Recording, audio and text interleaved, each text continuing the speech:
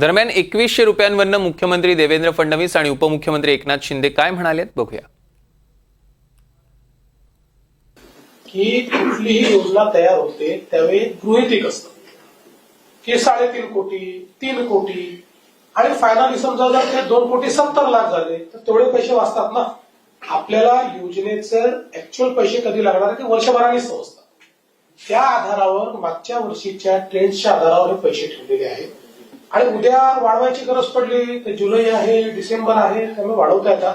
त्यामुळे कुठलीही अडचण नाहीये. आवश्यक तेवढी तरतूद याच्यामध्ये ठेवण्यात आली आहे. त्याच्यात असं आहे की त्या संदर्भात निश्चितपणे आमचं काम चाललेलं आहे. बघा शेवटी बजेटचा बॅलन्स ठेवणं हे देखील महत्वाचं आहे.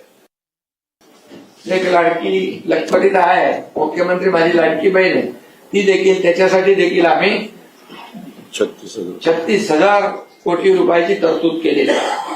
त्यामुळे विरोधक जे आहे त्यांना बोलण्याचं काही संधी ठेवली नाही. आता ते वाढणार कधी त्याच्यावर आमचं काम चालू आहे.